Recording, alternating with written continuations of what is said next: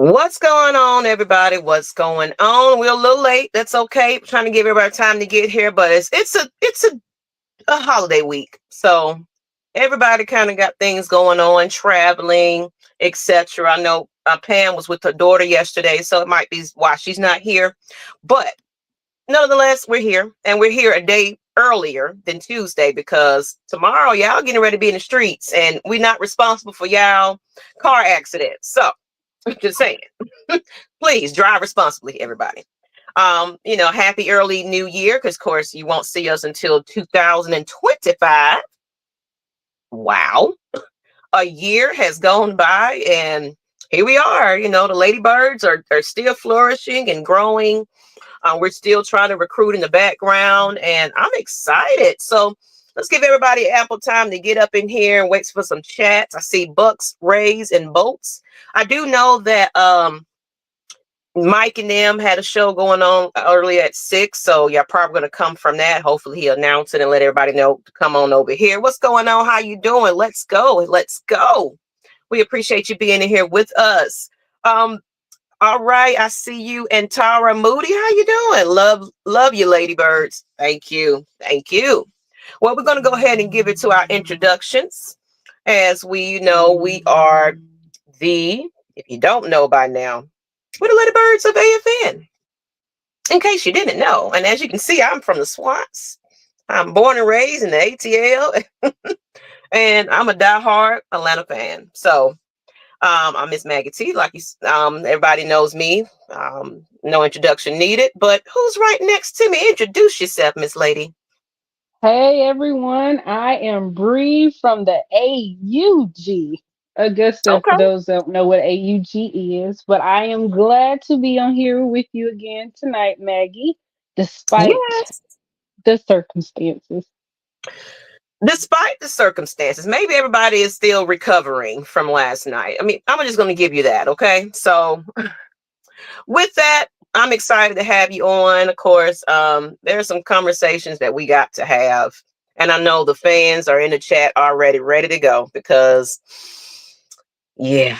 So with that, I kind of want to get into some conversation. I was hoping that we can get a little bit more people in the chat, but they'll be in here in a minute. Overall, let's just kind of do an overall. How did you feel about last night? I knew it was going to be down to the end. I didn't expect it to go to overtime, but I knew it was going to be a nail biter. And Mm-hmm. Yeah, leading up it to was this definitely a game. playoff caliber game. I can say that. Yeah. Yeah. Leading up to the game, I had told people prior to this when we were in the situation when we benched Kurt, um, we had to win out. And I just said, those 4 games, out of those 4, there's this one that I just don't feel comfortable with. And it was this game. And I kind of had a feeling this was going to be the outcome. But I didn't want that to be the reality, unfortunately. Okay. We got someone dropping in with us. Let's go ahead and bring her to the stage. What's going on, Miss Lady? How you doing? I was like, Pam was a little late. That's not like her. But you got your camera together and everything. How are you today? Doing good, doing good. You're in a different location tonight? I'm at home actually. Okay. Yep. Well, you worked it out because I know last show we had some technical difficulties, but this time, look, we in here. So, okay. But thank you, Bree, for giving me a little bit of how you feel. We're gonna get a little brief summary, then we're gonna get into some deep topics about what happened. So I asked Bree the same thing. Of course, introduce yourself, and then just give me a brief how you feeling after this game, because it's actually it's actually about to be 24 hours since that loss. How do you feel? I'm Auntie Pam. I felt like I got cheated on, actually, but that's okay. I mixed feelings. That's all I got to say. Don't know how I'm feeling right now. I mean, I'm a manic depression fan. Let's just say that. My emotion is all over the place right now. Mhm. And that's about the size of it. Yeah. I agree with you. It still feels fresh. It still. I woke up. It's a shout out to his name is Anthony. Mhm. He had a he had a video where it's something that I'm getting ready to stir up in the background. I want to make some funny content, and I'll be on the lookout for something exciting to come along. You will be surprised of what's going to happen. But he had a video out where he was in the shower with his Jerry curl wig, and because he does the soul glow thing, pretty, and he's crying. Basically, he's just like, oh, how hard to say the goodbye to yesterday or whatever the song was playing, but he was just in his tears. And I was like, I feel you, man. I was at 4 a.m. up like, I'm hurt, man. I'm hurt at this. When this was, we shouldn't expect anybody else to give us our win there. But here we are. So we got to rely on something else. So I see a super sticker right here. Breeze 1500 ATL rise up. Thank you for the $1.99. Appreciate that. Thank you. And John Slayton said, congratulations, Ladybirds. Appreciate content, especially working here in San Diego. But Zone 6 for life. Okay, but Zach Robinson suck. Call a timeout, idiot. Run the ball. Suck. Hello, Karina. How you doing? How you doing, everybody? Y'all make sure you guys shout this out. My Falcons just can't get right. Yeah. John, okay, it said coaching matters. We have talent to beat anyone. I like that. Okay. I do like that. If coached right, we got talent. Hi everyone. Candace, how you doing, Candace? Hello, Jermaine, Chalk Scott. How you doing? Hello, everyone. Hey, Falcons Queens. Hey, Karina Atkins, beautiful. How you doing, Miss Lady? Dwayne C said the Ladybirds are the real winners this season. Thank you. Hyping us up, giving us all kinds of props. Thank you. And Nyght Ryder said alumni need their asses kicked. All of them. Never mind. All of them. My twin sister, she said, we all feel the hurt from the heartbreak last night. 4 o'clock management. He should have utilized the timeouts, and we definitely gonna get into that. Now we have to rely on the Skanks, to win, and we have to win out our last hope. My day was all messed up. I know, man. It felt like you lost a friend. I really miss you. That's how it felt. So I kind of want to get into this conversation, people, since everybody is in their feelings about it. They're talking about. I'm about sick of people calling me. Yeah, Karina was shout out to the Rise Up Tour and that fan base. That fan, they were out there at that stadium and they had to endure that hardship, So kudos to them. And Karina is part of that Rise Up Tour. Okay. Yes, I love it. I can't wait till I can get involved in that a little bit more this next season. I definitely want to have my cards aligned so I'll be able to attend some of those tours as well. But I had to put myself on do not disturb because people are just calling me and bothering me. So let's go ahead and get into this topic. I mean, it's just time to go there. Oh Lord. Let's do it, ladies.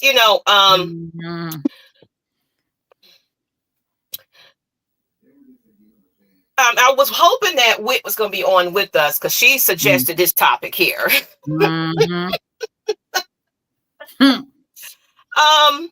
Take the damn time out. I mean, simple, plain put. Now, I'm going to read this here real quick, and then I want you ladies to kind of give me, feedback from it. So I kind of did a little video earlier today, and I kind of want to come back and for those that didn't play it or anything like that, I did a short video about kind of Raheem Morris talking about that. They did ask that. And then, ladies and gentlemen, please share this out. Let everybody know we are live because this is a different night for us. So not everybody is expecting us to be here. And a lot of them are following from Matt Mike's show. So hopefully you guys would tune into that and enjoyed that. I know they was heated over there too. I saw Mike. I said, he a little mad at Raheem a little bit. Him a little mad. So So here it is. The Falcons have run out of time, control their own destiny, as we already know. This game right here was going to, kind of put us closer and closer to the promise. And now we're at a point that we just don't know. So with that, it came down to what happened. And it came down to mismanaging the clock multiple times in this 30 and 24 overtime loss to the Washington Commanders. They needed a victory to set up that win to get in that situation where we it was going to be good for us, but leave it to Raheem the Dream to mess that up. With that, he basically, like, in the first quarter of half of the game, he messed up there where it was at least 3 of his timeouts at the end of the first half before setting a field goal. He did not take. He declined using them. He had 2 left in the last few seconds of the final minutes of the game as well. He left too much time on the board. And of course, it's got to our kicker. It was like a 56-yard attempt that he missed. And my thing is, it shouldn't have even gotten to that point if it had anything to do with the time management. And this is what he said, y'all. And I know you heard it a few times, but I wanted to reiterate on our show as well, just in case you worked today, you didn't get a chance to hear his press conference. I was mad. But here's his nonchalant little attitude. It's like, in hindsight, it could have been a better decision to take that time out. But I wanted to have the opportunity to move up there so he can always second guess those things. So he's just like, we could have, we possibly, he just like, he didn't have any type of attitude towards the fact that he fucked up the game. Sorry about the language, y'all. Morris said after his team's defeat, the Commanders kicked our butts at the end. He said he can always second guess those motives, can always go back and look at to see what could we have done. Could we have snapped it a little quicker? But I really believe we can get our operation time a little faster to save that timeout situation. So the question is, what happened? Like, can I ask you a question right quick? Was this the press conference right after the game, or was this the press conference with him? Okay, because he did another one where he was sitting down at a table. And he kind of went in more detail. See that one. Yeah, I'm going to send it to you in the group chat. He went in more details of what led to that decision of not calling the timeout. And it kind of gave us a little bit more perspective. I didn't read the entire, because I'm still in my feelings. But I did know that based off... You want to go in on what you had and what you saw? Because I didn't get that part. I didn't even really watch it, but I just know, like, I kind of glanced at some of the comments from some of the fans, and it was kind of like, well, dissecting it and kind of looking at it from a different point of view. A second day, on day 2, they kind of understand in some aspect why he made the decision the way he did, and not from like a spectator's point of view. But that's the topic of discussion. That's why we lost. But once I find it, I'll definitely I'm gonna look it up, and then I'm gonna post it in the chat. Yeah. So I'm gonna go back to the top of some of these comments. I see Brian Peoples. How you doing?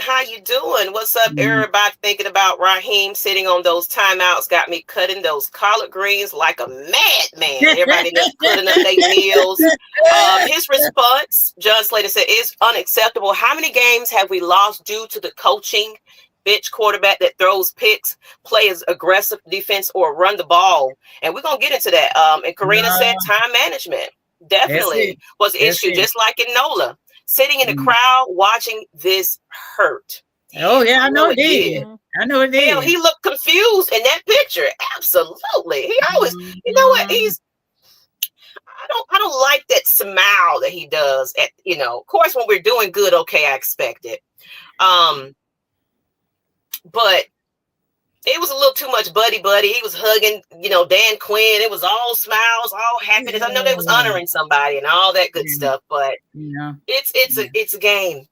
It's it's down to the wire here. This is a playoff contending type of situation. That's the atmosphere. That's the so you fist bump them and keep it moving. Nah, bro, I'm good over here. You know, that's the attitude you're supposed to have. D. Coleman, that man looked like he smoked some weed the night before and a random drug test. Why does this game seem like something straight out of Aesop's fable? What's going on? I'm Vaughn, Lady Birds. What's going on, John? How you doing? Southside, what's going on? I know bad language. Excuse me. Raheem made you do it. You ain't lying, Larry.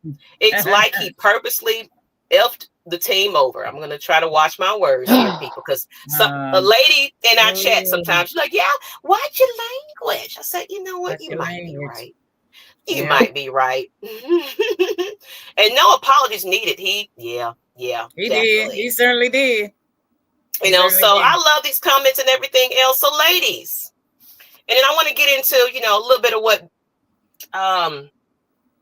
our quarterback had to say about it too, and it just kind of put it into perspective that it was all on Raheem. But go ahead and give me how y'all feel about that speech. And I know Bree, you was speaking on it, and Miss Pam. No, I'm gonna let Pam, because she was going in last night, so I'm gonna let her go. Go ahead, Miss Pam. Go in. Go in. Go in. Why is it you were running the ball? Washington ranked 30 in run defense. You had them on the fence. You ran with Bijan. You ran with Tyler. Then, you had like a 10-point lead going into the halftime. Then on the third quarter, you stopped the run. I mean, why do that? I mean, true enough, you go say they had the men up in the box and you couldn't get nothing done, but it was working. If it was working in the first quarter, I mean, they flipped the switch on you. They were running on you, which was made. Oh, I was just so hot at that sports bar, just yelling at the TV. People thought I was crazy, yelling. I mean, but run. I mean, they needed to run the ball. That's the thing about it. They got away from what got them the win. I mean, that was wasting up the time in the clock. Now, if you had run the ball when you set up the field goal kicker, because he had the length, but it was short. You just have 10 to 30 more yards. You could have run that and got that and actually know what range your field goal kicker could kick that field goal. I mean, it's just bad planning on him, bad planning. And I'm thinking, the referee and everything flipped the switch from the first quarter. They were calling all the holding calls and all that. And it was plenty of holding calls on the second quarter, which made me think they on the books for somebody. And I'm thinking he on the books for Tampa Bay. That's for me, looking at that game, I mean, you just gave the game away, by doing what you did, And and Pam, and I'm gonna say this, and it's something that I mentioned earlier in this season, because he did it before he exited the Falcons last time. He throws players under the bus. Oh, too much. And it's he basically saying, oh, they didn't move quick enough for me. I felt that the time management and all this was, they should have been faster for a rookie. Come on. And he don't take the second game in his official professional season in the NFL. Yeah. Where he's still trying to figure, like, he was on all cylinders at first. Yes. He was doing his damn thing. We actually saw a preview of a complete team. So it was the preview to what to expect. But at the same time, you have to also know that this is a rookie at the end of the day. Yeah. And like you should not be putting your players in your kicker. Because I didn't think he apologized. He didn't. He just blamed everybody else. Yeah, that's what I'm saying. So I noticed Michael Penix had put the blame squarely on him when he did the interview. Yeah, that's why I was going to get into this comment right here. It said, and this is coming from Penix. He said when they asked him about that, touch, the not timeouts and the, decision that he made, he said it's pretty basically it's all on Coach Raheem. He said he calls the timeouts whenever he feels like it. He trusted in us to get the plays off and make the next play. we all trust coach judgment on that. So that's what we are going to lean on. So, yeah. Let it says it me right ask there. you this, because this is not the first time that we've had a situation this season with him with the play, the time management leading into the halftime or ending the game. Why hasn't it gotten to a point, for instance, because somebody posted it and it reminded me, why hasn't it gotten to a point like when Quinn was here, where he decided that it was time to have an assistant to assist him with the time management clock? He knows that this is something he's not good at. Like, what you're wasting time. We could have won games that came down to that. So you know what needs to be fixed. So you keep saying we need to go back and revisit, we need to go back and fix it, but you still Not aren't fixing fixing it. the issue.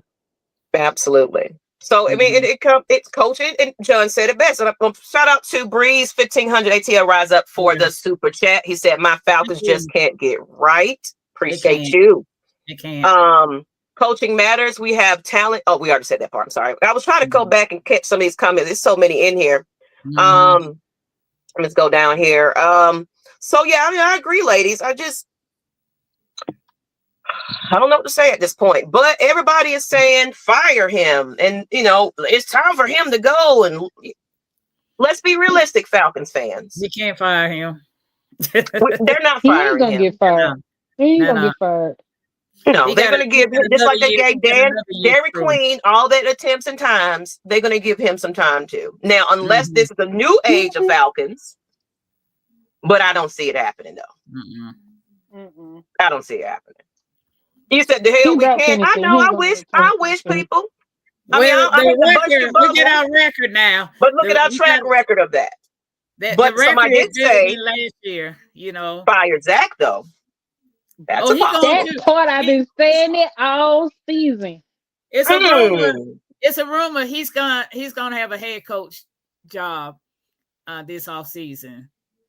It's a rumor. And where you said he was going? Oklahoma. Yeah, I told you I'm gonna help him pack his bag. So I've been ready for him to go. Yeah. And someone said Quinn made Super Bowl his second year. Okay, I agree, Clay. The locker room has they got to be 38 high. Absolutely. Yeah. There were just so many common sense mistakes that they all felt intentional, like a thank you to Quinn. And for everybody to blame him missing throws and all that, this is a rookie quarterback, y'all. I mean, he's got to get familiar with. But do y'all understand how much time this man left on the board? To count down. That was plays that could have been made. 56 yards, we could have had him a little bit closer if possible. Why? Run the damn ball. That's all I can say. And I'm glad you said it. This is leading to my next topic then. Thank you, Pam. On the bench. You're right on time with the next topic, because the next one is what we doing. And then you had this trick play with Bijan, the ball flipped over his head. Oh my God. Because that was Drew Diamond wasn't even paying attention. I was like, oh my God. That was ridiculous. That was twice.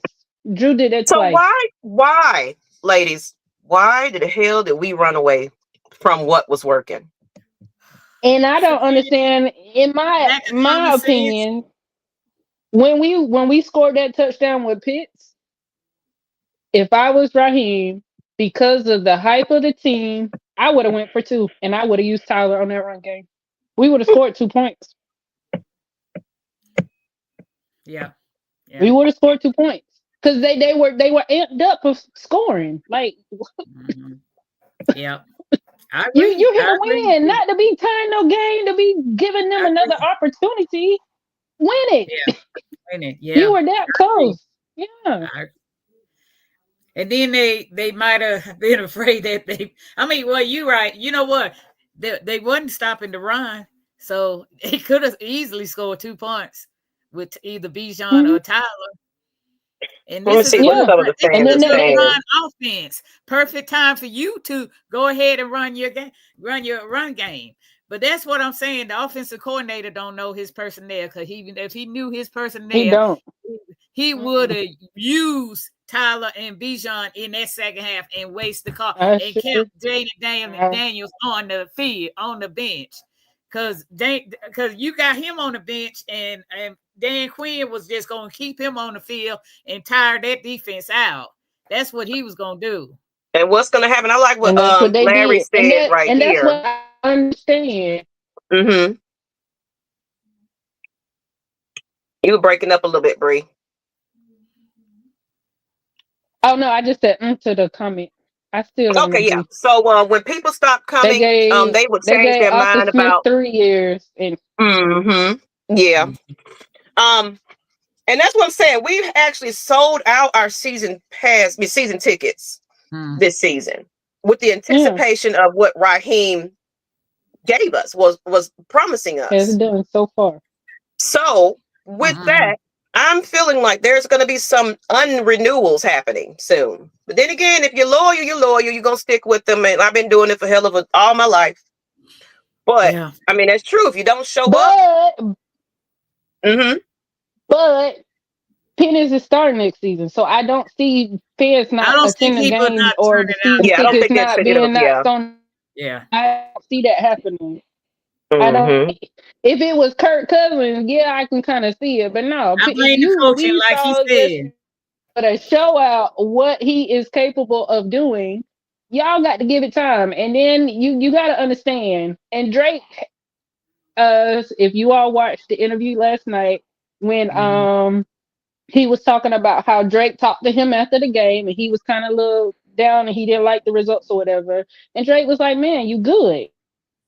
You got to take in consideration. We've only played 6 quarters of football together. Give it time, and we gonna jail. So we got to take that in consideration. He only played 6 quarters of football, and it was good football all day. And he's gonna be dangerous, y'all. He's gonna be dangerous once he get on the same level of their receiver. But minding you, these are not the receivers he familiar with. You got Washington and you got Blair that he's familiar with, and they go deep. And once they go deep, I mean, you're going to see another level of his, playing skill. But he just got to get on the same page with the ones because he's not used to them. He's been practicing with the 2s and the 3s, So and it doesn't make sense to me when I'm confused on why that is the situation, especially how Kirk has been playing after the bye. Why did y'all wait until it was time to put him as a starter for him to start practicing with the ones? Like that the way they go about stuff is just common sense is not common. Like that just didn't make sense. You knew that it was going to be a strong possibility Kirk was going to be benched. Y'all should have got him familiarized. I mean, I felt like he should have been benched right after the bye week. He should have been benched after the bye week. Yeah. And I mean, here's an interesting stat. Yeah, we're getting back to this. Why did we go away from the run game? It said Bijan Robinson had 13 carries for 82 yards and 2 touchdowns until there was 1 minute left before halftime. Yeah. And then after that, he was handed the ball about 4 more times for 8 yards to the rest of the game. I was pissed off, mad about that. I was really, really pissed because I'm looking at Washington doing the same thing we were doing to them in the first quarter. But the only difference they had Daniels running on the field. And I'm if anybody was at the watch party with me, I kept yelling. What are you doing? What are you doing? Yeah. Simple sip. Yeah. Simple little things could have been avoided if we were just running it on down and you calling a couple of more plays, using that time management. They should have do the heavy dose of Algier. I think Algier would have wore them down. He would have wore them down. He would have. And I don't understand. 30 ranked defense. They don't utilize him. Game.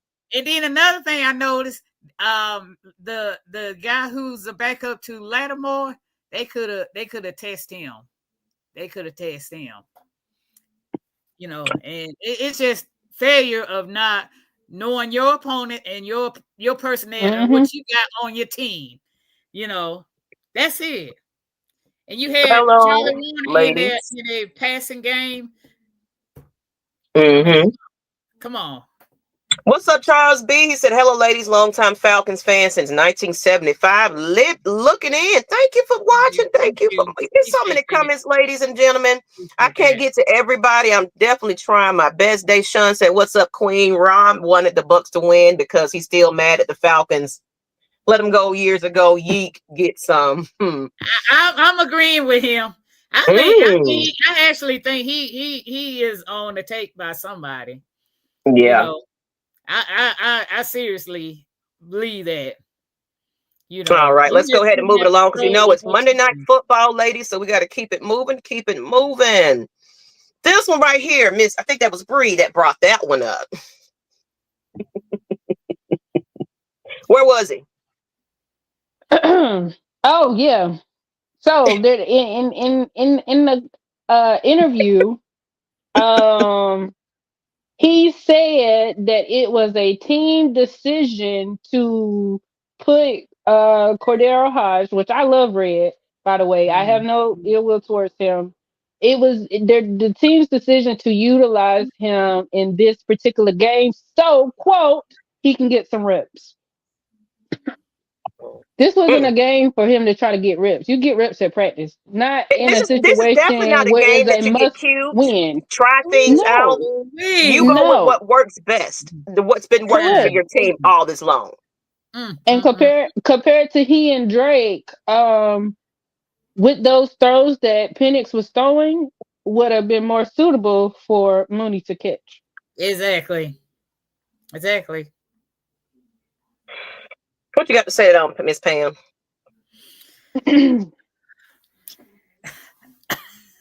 My God. I'm just speechless. That's I'm just upset about the fact that they didn't utilize that run game. That's the key. I mean, every time you saw him, he threw, and they were rushing. They knew he was gonna throw the ball every time. Now, if he had to run at him, they would have probably cut down on the rush. I mean, you can the throwing is a bonus. You know, you just gotta, you can't be, I understand you're trying to do a big home run and all that, but your running game was getting this team off balance. And the fact that you went away from it pisses me off. You know? So that just even more solidified why Zach Robinson got to go. But Tank said, one, did you take Mooney out? And two, go ahead, I'm listening.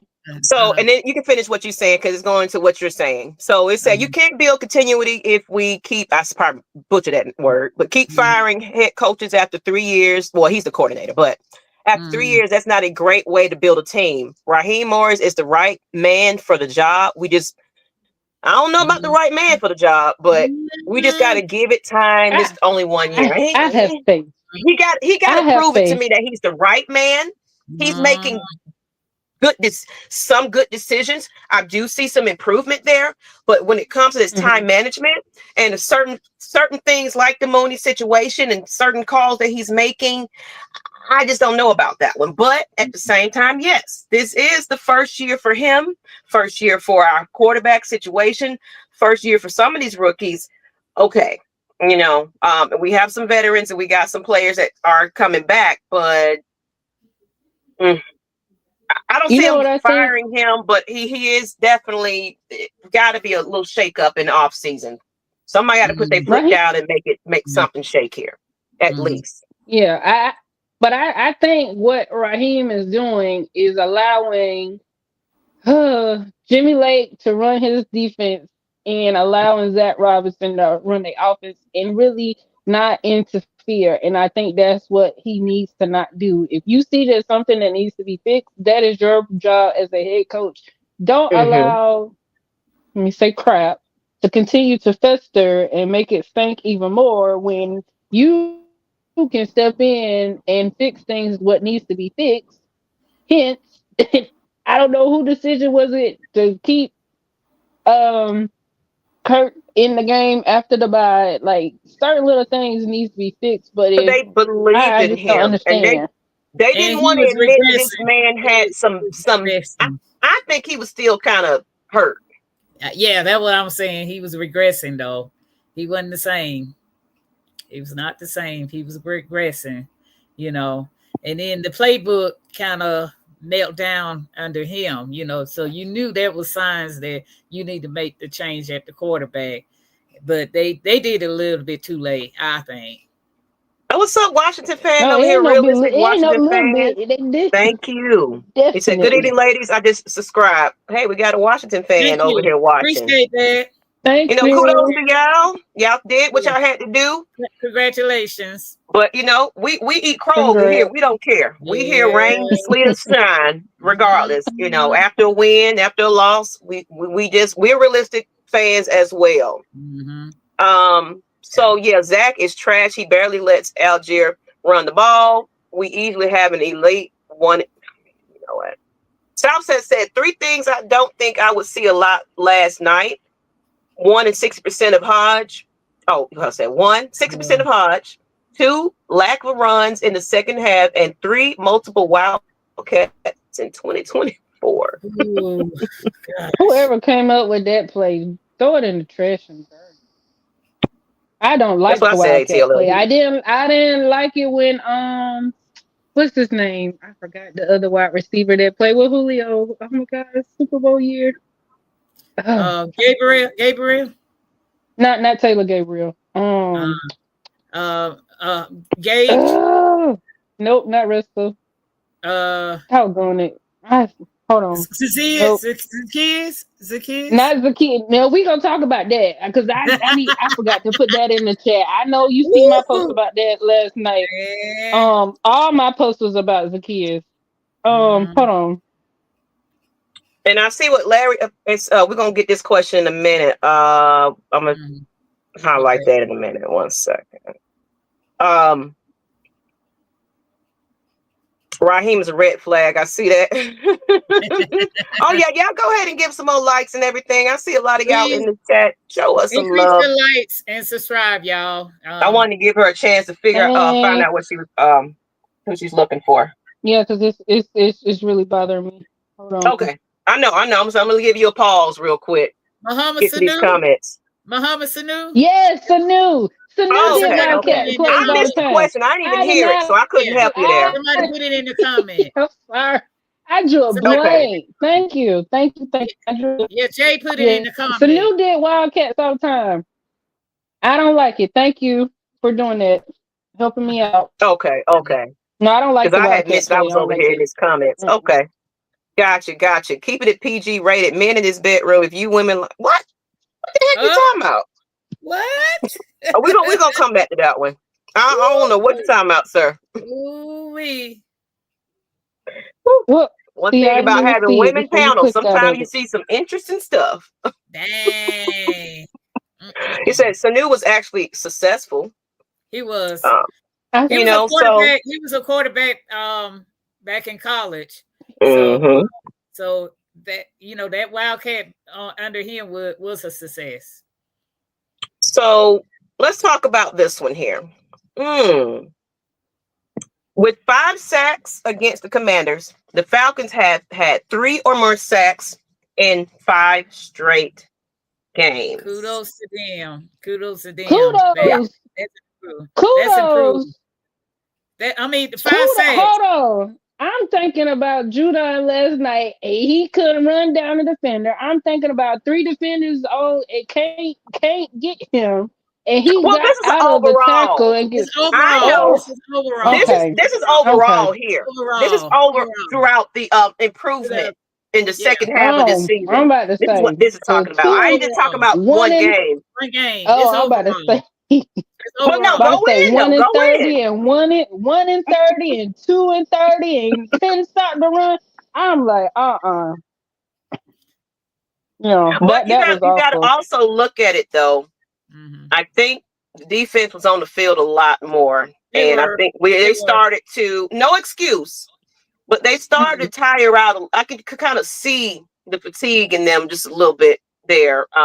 Perfect time to use a timeout. But why won't you rotate?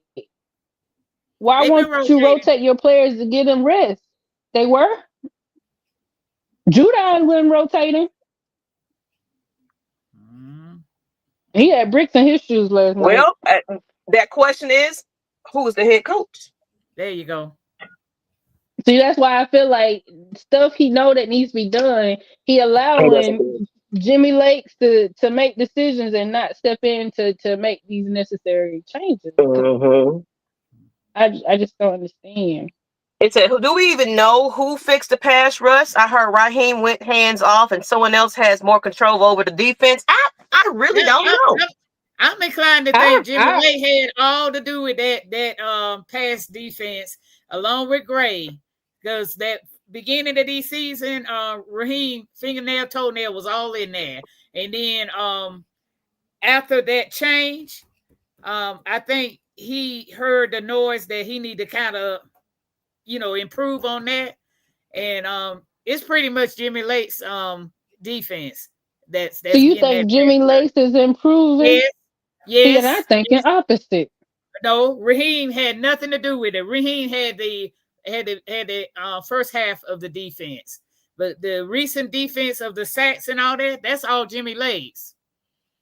And Judon had a sack yesterday. I need them to come to the press conferences and talk, because it just I don't need to hear from him. He did. You got to look at his recent talk, because he said a lot what improved on the defense. Look at the latest one, not on the last game, because he was he did say something about it. And I see I need Mucho, to see what he got to you. say from the night. I see you, Mucho. We're gonna get to his question. Cause I know, look, we short lived. Y'all probably having football at 8:00. We're trying to give y'all that. So I can't answer everybody's question. Are we? But we will be back after this holiday at our regular time, and we'll have a little bit more time to get into it. This is just kind of like a, hey, here we are, because we finna be drinking tomorrow. Okay. So Mucho said, "Are we confident that we even beat Carolina?"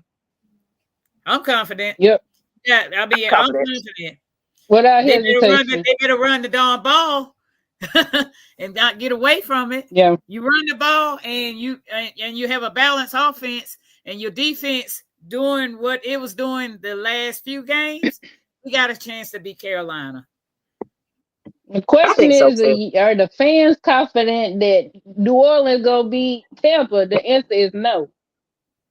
Oh, hell no. I'm not even dependent on, and I would never, ever say, go Aints. No, ma'am. No, sir. But somebody posted, I'm an Aints fan today. Hell no. But I'm gonna tell you, the Saints is battling for that last place position with Carolina. Do you think they want to be in the last place in the division? Yep. So they can get a high draft pick. I don't think so. I don't think so. What team want to be in last place in the division? What team wants to help us out? But they don't look at it like this. The Panthers as well. The Panthers as well is like, well, I ain't got nothing to play for either. So everybody just gonna be over here flapping like, look, they're gonna be doing the Kyle Pitts. Everybody won't be last in that, running short on his routes. But I ain't gotta be here. I'm just here to get paid. Up until yesterday, Carolina has been playing a lot better. Ever since we played New Orleans has gone downhill. Carolina has been playing better, because they almost beat Kansas, but they lost bad yesterday. That was a hot mess, that game in Tampa. Well, at the same time, these are professional athletes. And these people are trying to get on somebody else's team. You think they're going to want to go in Tampa and let Tampa embarrass them? That's what I'm saying. Man. These players are trying to get on somebody else's team. Too. So they trying to look good. So it's going to still be a hard-fought game, because it's like, hey, look at me. They got to play for 52 other teams next year. They audition. This is the audition. They got to put a good film on tape. So for them to tank like that, I don't see it. I really don't see it. And the Bucks has to break down for the Saints to even have a chance. So, I mean, realistically, the Bucks look a little bit better. I think we got somebody in the back. Yeah. Still. Let me ask you this question. Being that, what they say is like an 88% compared to our like 12 or something percent of us making it and them banking it, do you think more of their starters is gonna play Sunday. Oh, You think they're gonna be resting a lot of them? Because a lot of players this week are being rested that haven't made the playoffs. They're not gonna rest no starters. Like I it's a said, rivalry game.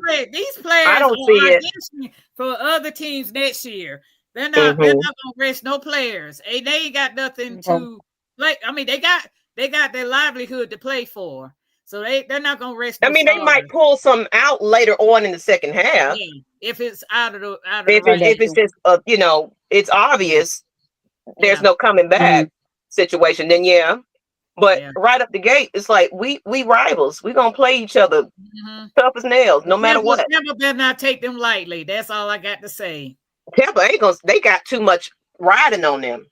They Yeah. definitely won't be. And their fan base want to get rid of Todd Bowles anyway. My son-in-law is a Tampa Bay Buccaneer fan, and he said he would root for Well, the Atlanta to win. He would root for Atlanta to win that game, so they can fire Todd Bowles. and we So got the lady in But the what, house. Let me go he ahead and gonna let be her here come on and another year fire in her then. cylinders. Do we yeah. get a Christy rant today? Hey, Christy, Do we get Hi, one of those today? Christy. is he I'm there? waiting on you.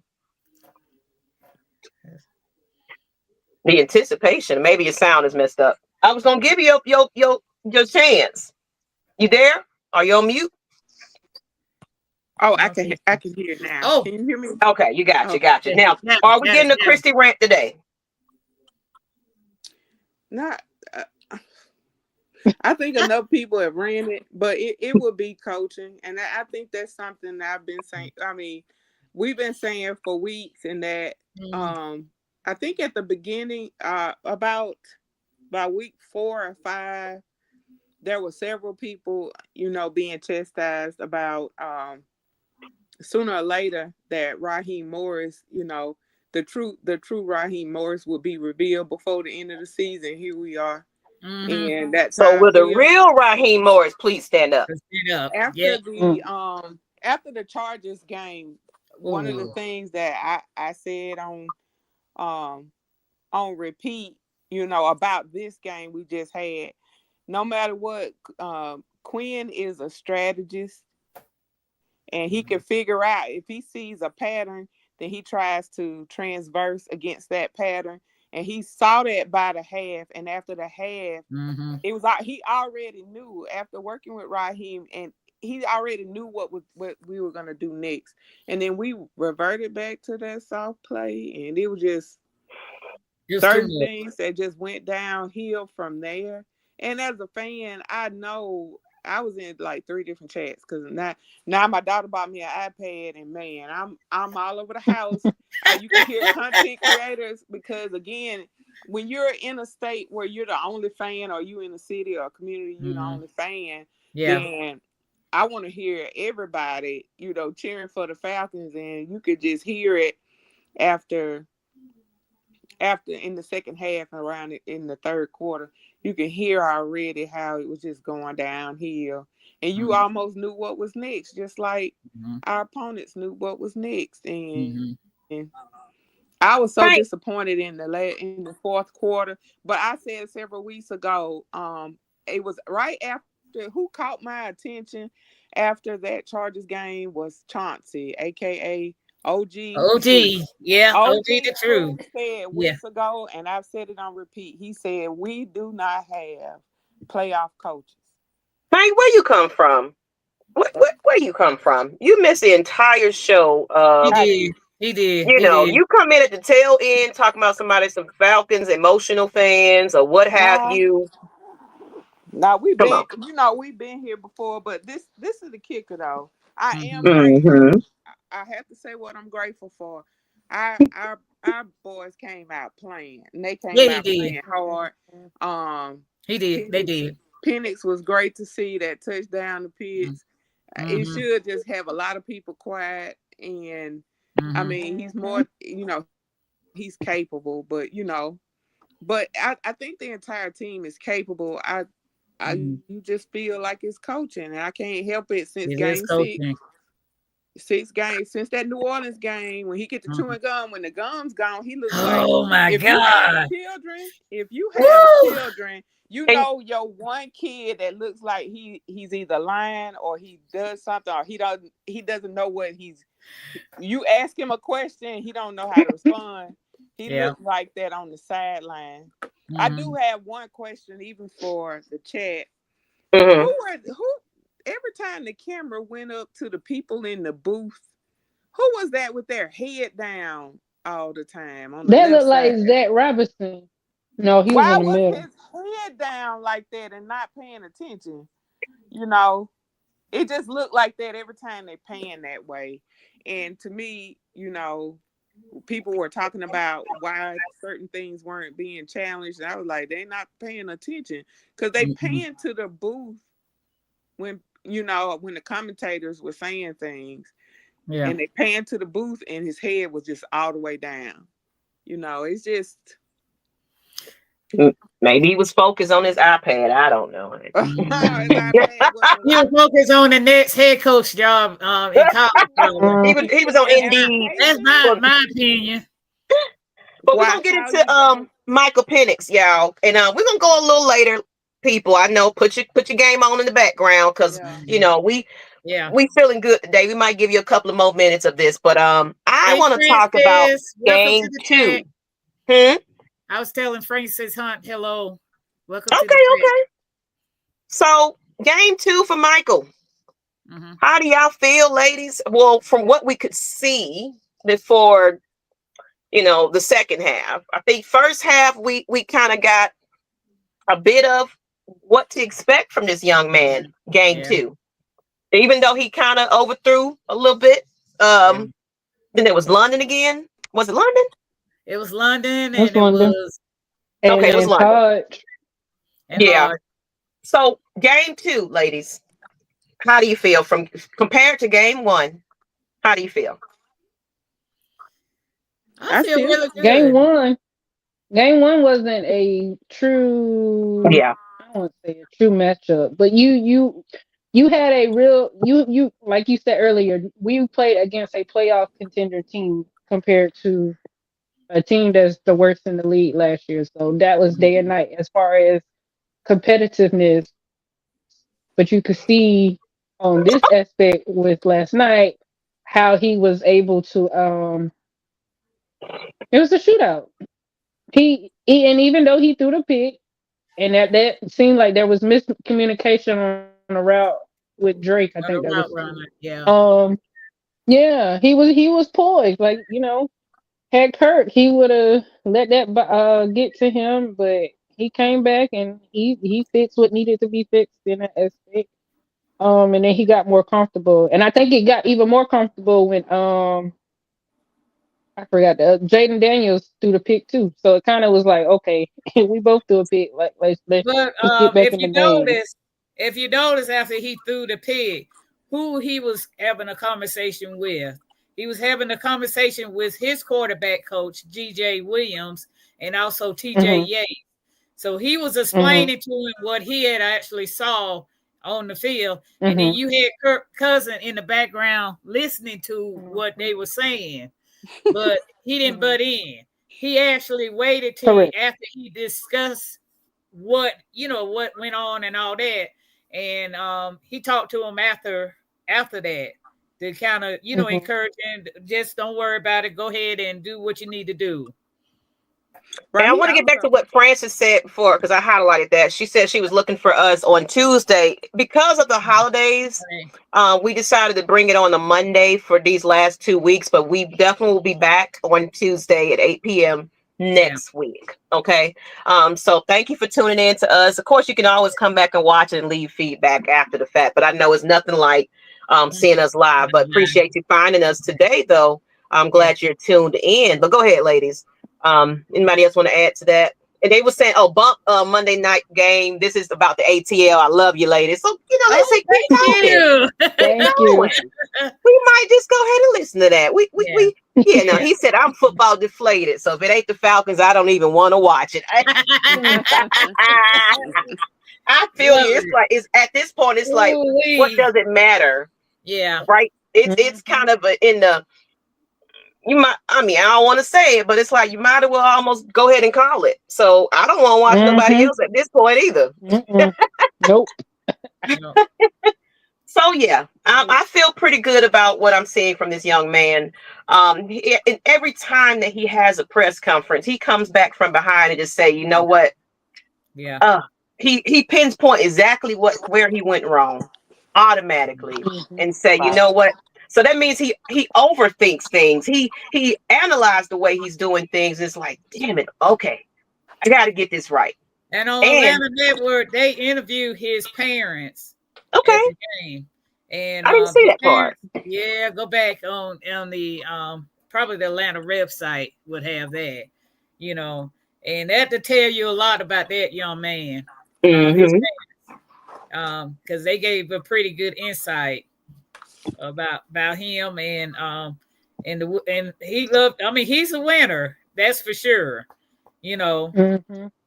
So yeah, I'm comfortable with him, and then I'm glad that he had. I mean, Zach Robinson is not the right person to him.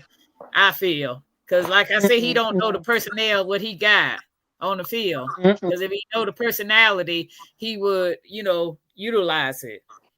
And John said Penix was okay, not great, but he played to win, and I appreciate it. And that's what I'm saying. That's to be expected of a rookie, though. You know. Yeah. In the second game, just imagine being a rookie and going to overtime. I thought that's what I'm saying. That was even phenomenal because he was still he was adjusting because I think after the pick, you could tell he got a little anxious and then he sort of calmed down a little bit.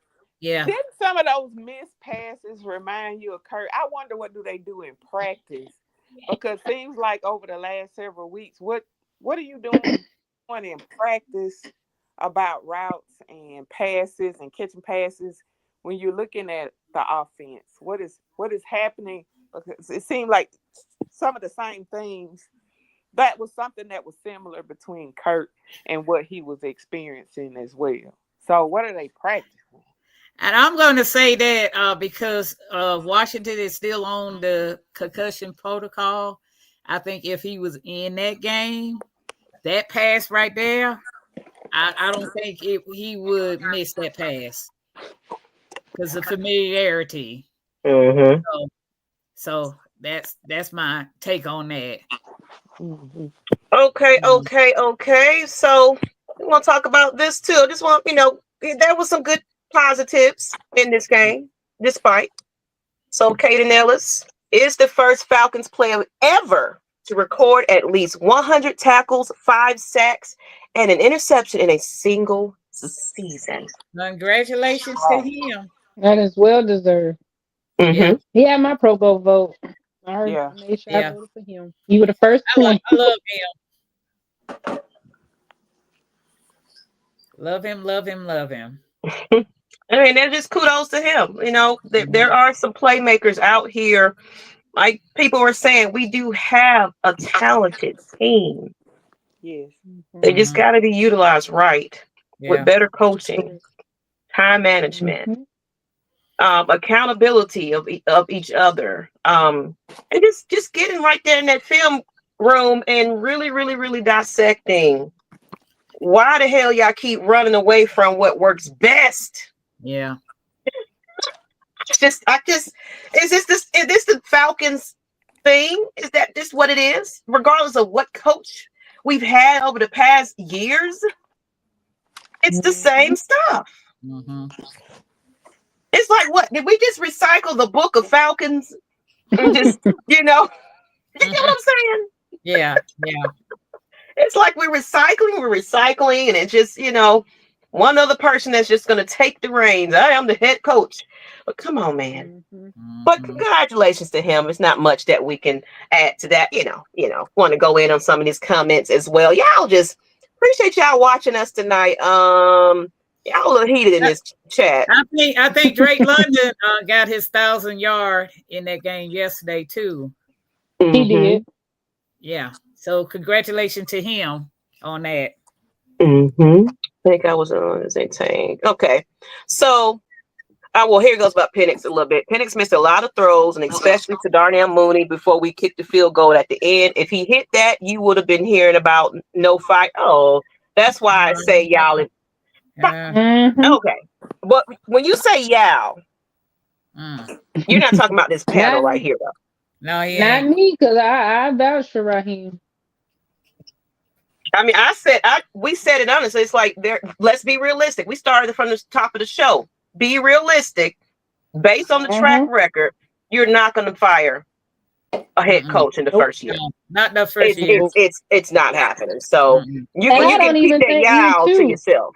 I don't even think year 2, because we got to take in consideration he still got to clean up Arthur Smith miss.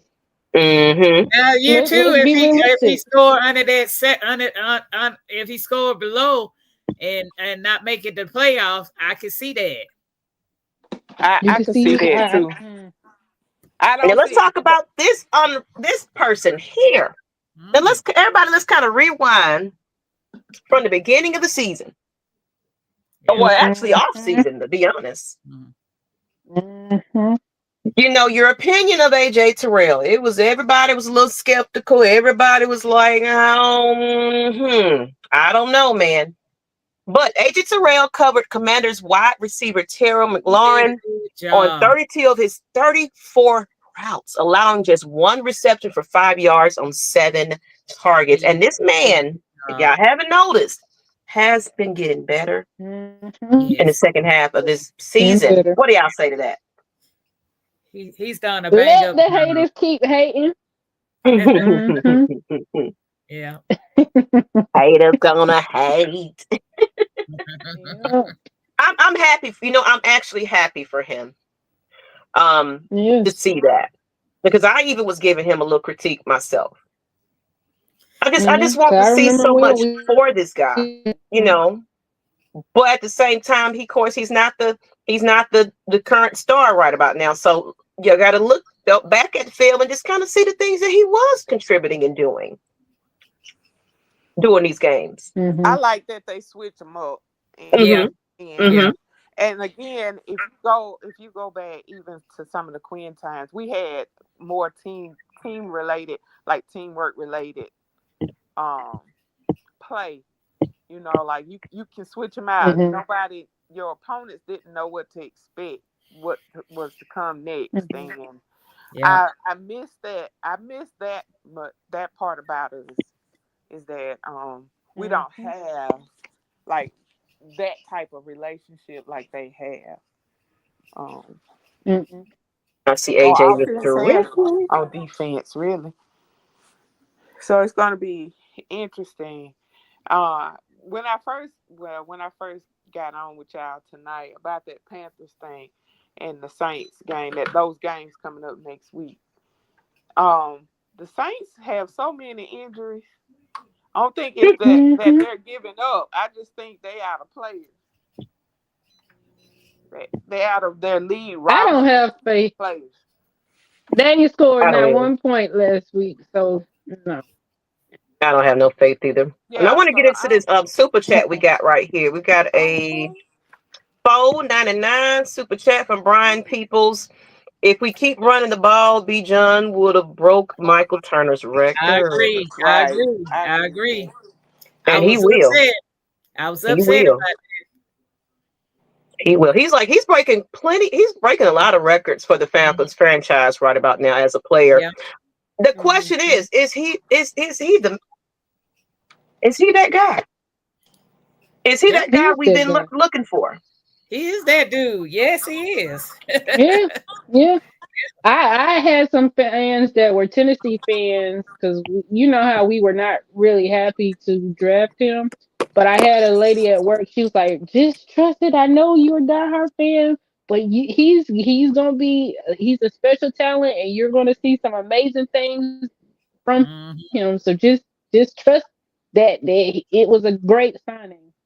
So I'm like, okay. Listen, they wanted him to break it at home. Love him. Well, that makes sense now. No. No, this was the game to break it. This was the game you Don't put believe It all it. was a everything game This to in. the break it, game. but This the what better game. than to go ahead in front of the fan base and go and break it? How many yards he short Mm-mm. of? How many yards he short of, y'all? But Anybody know? it's not gonna I had to really look at his matter because stats. we not in the playoffs. I feel like if we would have broke it and just gave the team a little bit momentum, we would have won. And then, I think it would have been more monumental had we utilized them like we should have yesterday to break Yeah. it. And this right here. And that would have been a Anyone else jump statement off the to edge win about out. Kyle Pitts touchdown people? Did anybody get excited about I that? It said, did did. anyone jump off the I seat and had. cheer loud enough to let the neighbors know? I was I so did. shocked because I had said I Drake was London shocked. before they get it. That was supposed to be for Drake, but yeah, And then he I threw had to did make he threw sure. it to the stand. They had to go get his ball or something when he threw it No, up. I read that he kept the ball on the ground and he didn't pick it up to give it to Penix. It was, even though Drake didn't make the touchdown, Drake hand He threw it delivered up that in the ball air to now. him. He threw it up in the air He threw it though. up in the air. Yes. And for someone to say he threw it in the stand or something. Oh, And crazy. they had to get the ball back because that was his first touchdown. AJ is so underrated and underappreciated. I agree with that. Yeah, he is. Yeah. He is. Yeah. He's earning his money. Yeah. I like Raheem. I was mentioning his name during the search by head coach. He has to cut out the mental lapse, get out of the math and play football. Sorry about that if I butchered that. I've seen something else here. Mookie need 8 yards for 1,000 from what I'm hearing. I'm seeing in the chat. Okay. So And Southside said, have y'all noticed these past 4 games? We're talking about AJ here. We've been having AJ follow the number 1 receiver even in the slot. Have y'all noticed that? Like Karina at his shadow. Karina answered my question. He did throw it in the stand. Okay. He did throw it in the stand. Mm-hmm. But y'all noticed that though? What Southside said. I'd be more concerned with this offense. I'd be paying a little bit more attention. Someone said join the chat. Everybody that's on here, you can join the chat. I don't know. Should we open it up for the fans just a little bit? Yeah, let's do it for the day. Let's do it for the day because they got a lot to get off their chest too. So here's the rules now. Don't come on here and think you can camp out. I'm giving everybody a couple of minutes to say their piece and get off. You're not a part of this panel. No. And please be realistic when you come on here. Don't come on here and act crazy. Let me see if we got anything else we need to talk about. And respectful. I think we talked about AJ. We talked about Michael. We talked about Bijan. That's it. That's pretty much it. I have a question. I got a question because I've asked several people and my question was not answered yesterday multiple times. When did we let go of Lamade Zaccheaus? Because I remember when he got cut, but I cannot remember under who cut he was him a restricted and why. He was a restricted free agent and he got signed by the Philadelphia Eagles. He was with the Philadelphia But wasn't he Eagles. on number 2? He was not. Well, no. I don't know. I mean, I don't know. But he was unrestricted. We couldn't sign him back. And so he got signed on by the Philadelphia Eagles. And then he went from the Philadelphia Eagles to the Washington. Because he followed Quinn. I think he was under Quinn's era. He came to Washington. Right, there you go. It's in the chat. I posted last night. I said because Zaccheaus made that winning touchdown against Philly at the last minute, Zaccheaus was gonna have a field day against us, and that was gonna be a revenge game for him. And that's exactly what happened. Yeah, and I saw some questions earlier today. Let me see if I can find those. Go ahead, y'all. The link's in the chat. Come on and jump on. We probably won't be on too much longer because, of course, we don't like to go 2 hours. But who's watching Monday Night Football? Because apparently y'all watching us. So Southside said he left before we signed him back. Okay. Yeah, he was under Quinn during that time. Okay. Okay, Yeah, I'm trying of to course, find that preseason was trash. question. He wasn't that trash. I mean, Matt Ryan made He him wasn't that successful. trash. Matt Ryan made him He was successful. not. I'm about to say Riley, he if you're was trying to not get on, trash. the link is in the chat. I hope you got it, but I might have to come out and come in and put it on my Facebook. Hold on. You watching both? Okay. Appreciate Okay. you watching. Definitely. I'm gonna give y'all a couple of minutes. If not, Who's playing tonight? I don't even know. I don't even Detroit care. and San Francisco 49ers. I got Okay. two. I got the defense and their defensive player. I'm battling for third place against my son-in-law and my fantasy team. So You have to be on the Chrome browser if you're on your yeah, phone to get in. I think it works best there. So if you got a yeah, Chrome browser on your phone, it works best. yeah. Hopefully I'm you can about get to say on. OZ was a part of the Super Bowl team. Y'all keep saying he trash. He was not. He was a wide receiver 2 or 3, and we utilized him because that was the year that the whole offense, the ball was spread around. We're gonna give y'all a couple of more seconds. You got the link. I'm gonna drop it one more time for those that need help finding it. Let's see. And they cut him. I always call him Sanu. Yeah, dependable play. Mm-hmm. Yeah, Francis is Yep. agreeing with you. There you go. Yep. There you go. Let me send the link. Hold on, let me jump off real quick and get in the link. Because it's not going to my Facebook for some reason. So hold on, I lady. think he became successful under Matt Ryan.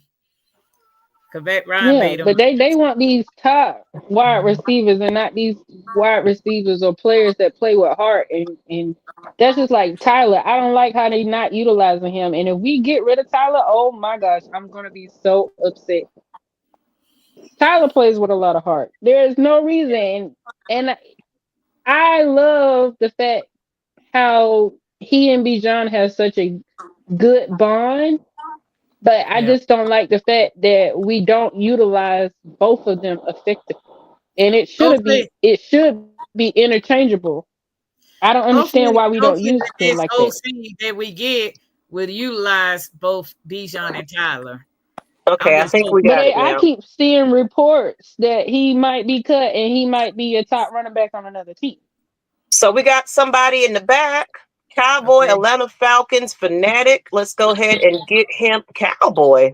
Interesting. Oh, All right, let's interesting. go ahead and add you to the stage. I'm curious. Cowboy. Yes. Hello. Yes, Hello, how you doing? outstanding, ladies. How we doing? Hello. Doing great. Good, good. Yes, I do ride and I do own horses. So, yeah, Okay. yeah. But I was listening to y'all, and I've been listening to a lot of people all day long about Raheem Morris and the mistake that he made. But I mean, guys, it's like I was telling everybody, this is a 2 to 3 year plan.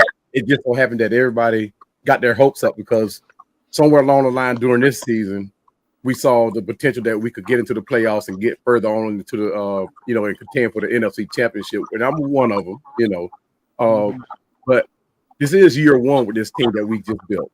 This is year. I mean, the fact that we're calling for everybody's head every time something goes sideways, we got to look at the bigger picture. We got, we won now like they wanted us to. We might not have won like they wanted us to, but we did win some games this year. We got people back in the seats. We got season tickets somewhat sold, but the plan is even though it looks orchestrated, it's working. So hopefully next year or next season, we'll see the fruition of what went down this season. And I honestly think Raheem Morris had his hands tied pretty much. Yes, he is the head coach, but I think it was some decision that he could not go on just because he wanted to happen. Like this thing that I truly believe he wanted Kirk Cousins, Michael Penix to be the starter, but we had already spent the money on Kirk Cousins. We had to ride that out. We couldn't just say put $100 million quarterback as number 2 coming into the season because we picked the quarterback in the draft. And in the beginning of the season, people were saying, well, this is a quarterback that's willing to sit 3 to 4 years. No. You don't pick a quarterback at number 8 that's going to agree to sit. Yeah, you don't sit them. No, no. Don't do that. So that they trying to see this playing out. We did win some games with Kirk, but I don't think Kirk gonna be here next season. Well, if he is here, he's gonna be an expensive number 2, but I don't see him being here. I think we're gonna eat that $65 million debt cap hit, and and it's not like we're not the only team that's gonna take hits on these quarterbacks that sign these big contracts and gonna take a debt cap hit. It just so happened that ours is kind of up there because it's the amount of money that we're gonna owe Kirk. So I'm just gonna tell everybody, man, let's just sit back and relax. I mean, we see what we got now. We see what we got. Penix is that guy. And we agree with you. We definitely agree with you. It's like this.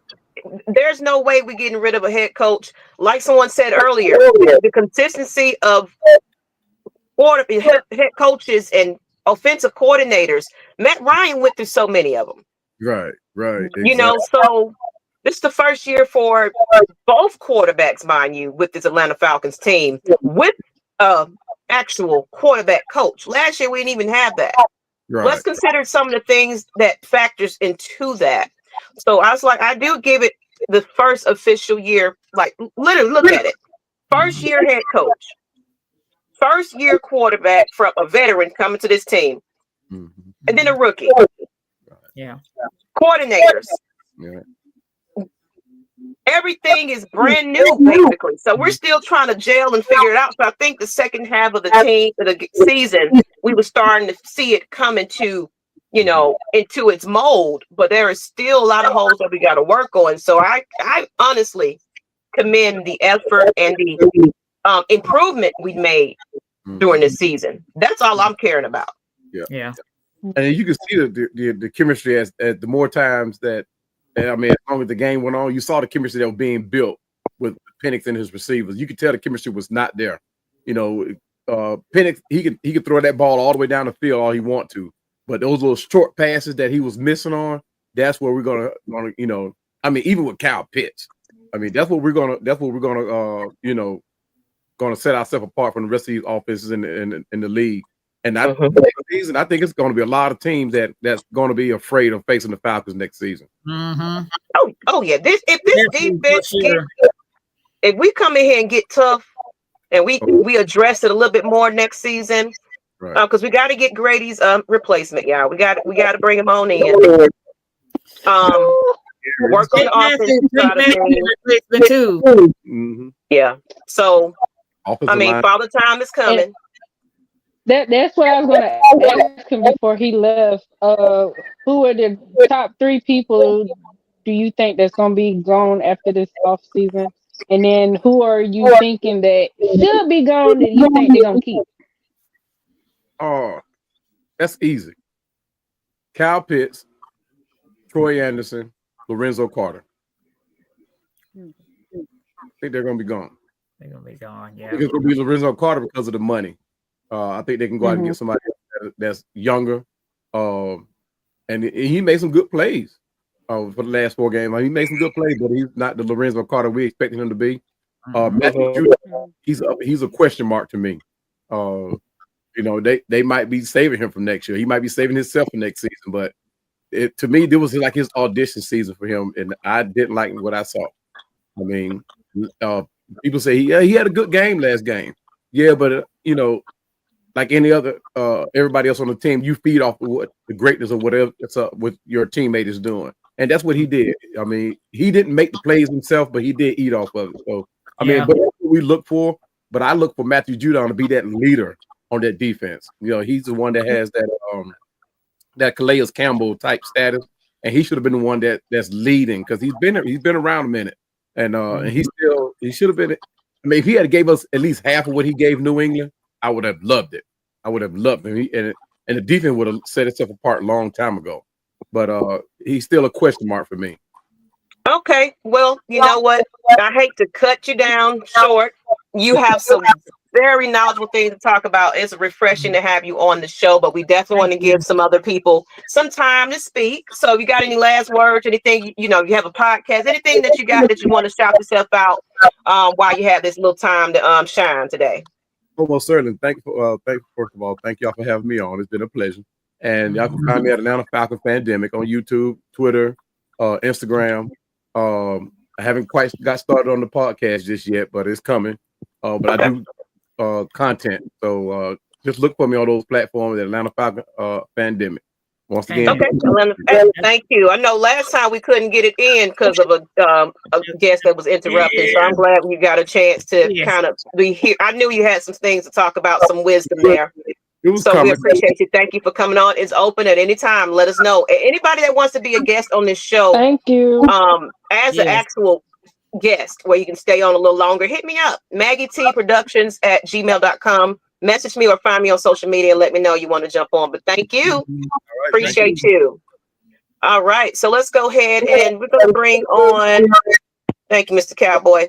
Thank you. Let's Bradley, I think he was in here next. Let's go ahead and bring Bradley Harris on. How are you doing? What's up, my friend, Ms Maggie? Long time no hear from you, girl. You know, I don't live in Georgia no more. I'm in Tampa, Florida now. Oh, boy. How's it going? How's it going? Panel, I've been knowing this lady right here for a long time. We go way back. Yes, we do.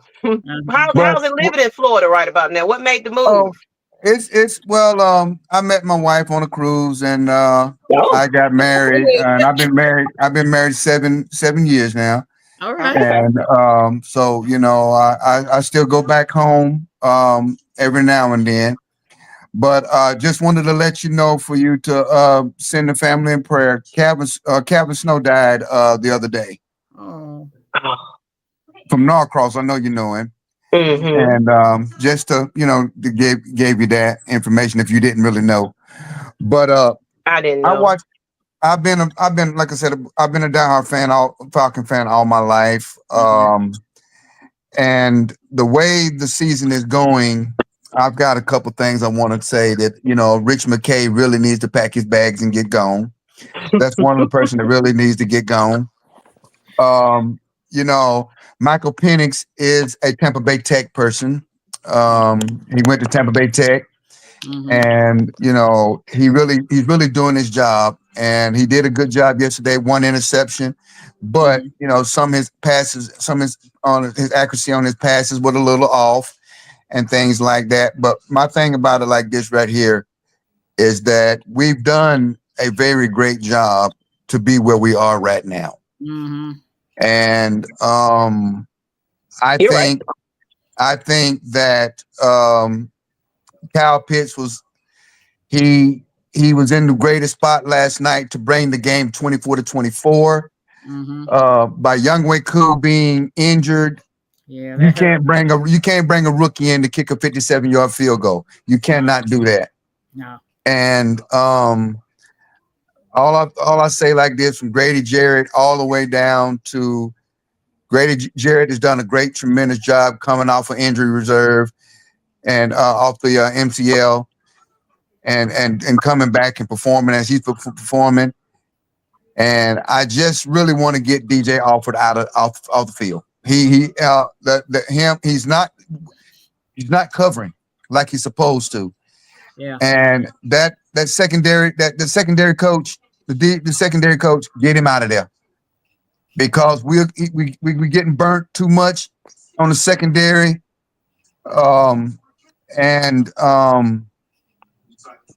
It's just not what we need to be doing. You know, we're 8-8 right now. We're still in the hunt, but we've got Carolina to play Sunday, and Tampa Bay has got the Saints. Both of those teams do not have anything to prove, anything to play for.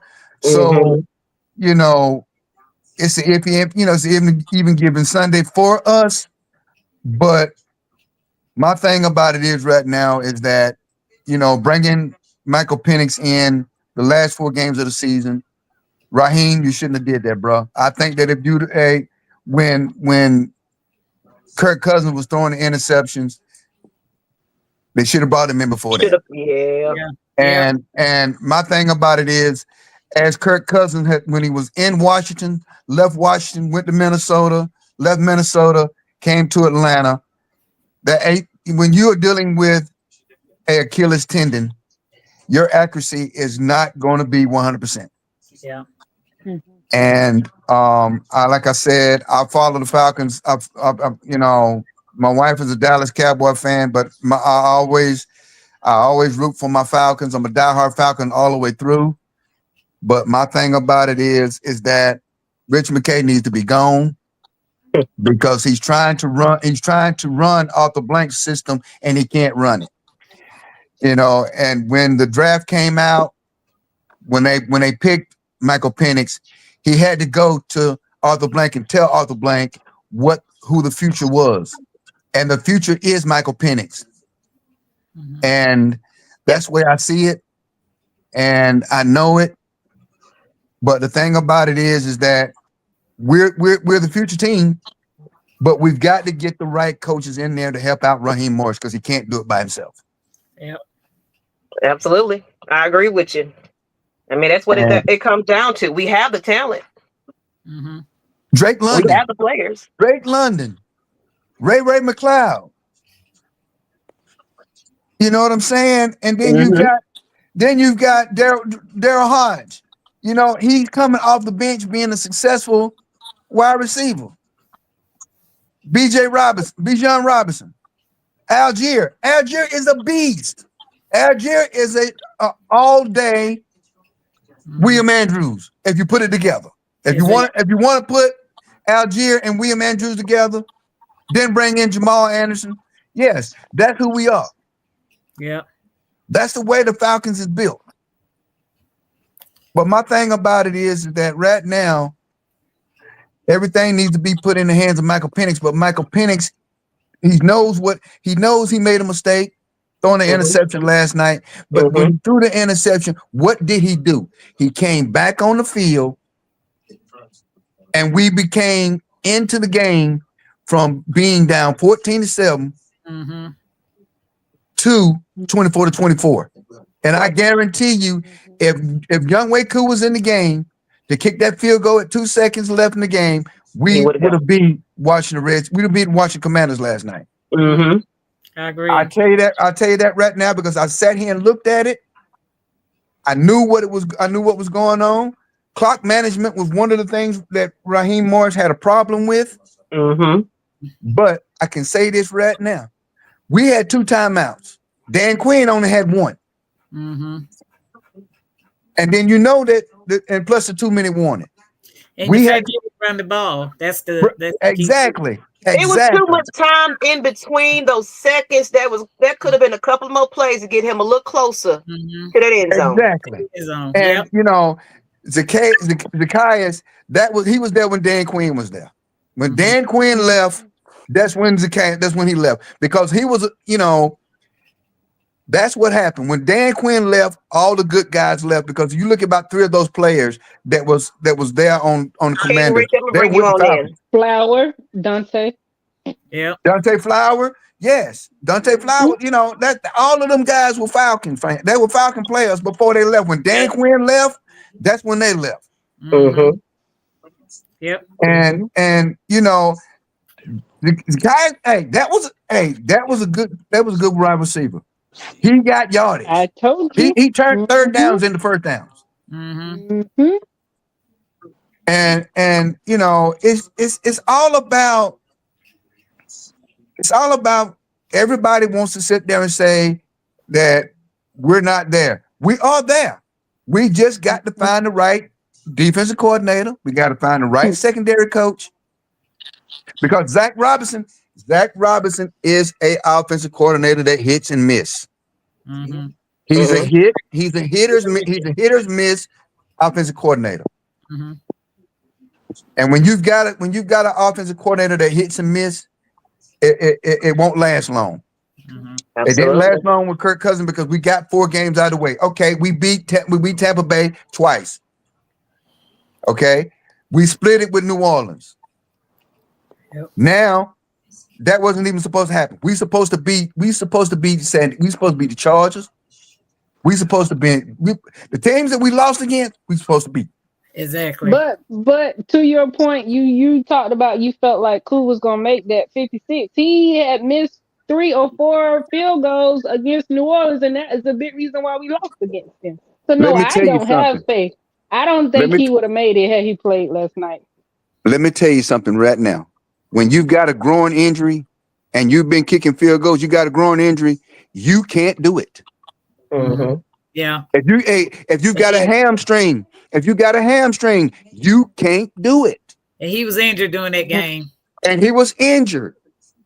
And I want to go ahead and bring in our next person too, because I didn't want to have him holding up in the back. King Richie, and thank you, Bradley. Hey, King. We're gonna go ahead and let King Richie come in and give his piece. How you feel? What's How going y'all on, ladies man? doing? First of all, I don't blame any player on that field last night. No. That was purely coaching. But in the same token, I'm gonna give you another perspective to look at it from. Mm-hmm. I know a lot of us want Raheem gone. We mad why Penix didn't get in early and all this, right? But if you look at it from this perspective, I understand why he didn't let that boy play in preseason. Because if y'all would have seen them type throws in preseason when nobody wanted to see Kirk Cousins, let's just keep it real. Yeah. First of all, if we don't sign Kirk Cousins, we don't even get Penix because it was 4 to 5, 6 other teams that wanted him. You got to remember, New York wanted him. The only reason a lot of teams didn't pick him before us is because they figure, the Falcons going defense. They already got their quarterback. And then they did a turnaround on him. But if you watch Raheem's whole interview, Raheem said, y'all don't know what we gonna do. We may get Kirk Cousins and draft the quarterback. I knew then we weren't going nothing else but quarterback. He told the plan without telling the plan. So if during that draft, let me tell you, doing that right there, Terry Fortone was going after Michael Penix. He was going to get Michael Penix because Jaden Daniels was going to Commanders. He was going to the Washington Commanders. Michael Penix. I wasn't saying Terry wasn't gonna get him. I'm speaking from another team perspective. Those teams. I looked at the mock draft. And the mock draft had Michael Penix going to Atlanta automatically. Yes, but if you looking at it from another, I'm just looking at it from a different angle. If you don't get Kirk, a lot of these other teams still, regardless of what anybody mock draft says, we just speaking doing business. If you already got an 18-wheeler and I got one and I want one, I'm not thinking you going to get the one that I want because you already got one. Right. But you say I'm gonna double up and I'm gonna stand down on business. Because one thing about it, regardless of how anybody want to say it, but Raheem ain't going nowhere, boy. That Penix saved their life. Regardless of how you want to look at it. The fact because I'm gonna be honest, it's a blessing you even get to see that boy. Because Raheem already said in his press conference, you weren't finna see him to 2027 if he'd have had it his way. Exactly. But what you got to understand is when they got ready, when everybody knew that Kirk Cousins had been signed to Atlanta during that draft, did Terry Fortone go over to Arthur Blank because Arthur Blank really did not want Michael Penix. He did not want him. What he was doing, he had put that. But listen to me. Arthur Blank was undecisive on Michael Penix. Terry Fortone went to him and told him, he said, listen, I guarantee you, Arthur Blank, Kirk Cousins is not going to go, but only 6 games with that Achilles tendon. Once he told him that, Arthur Blank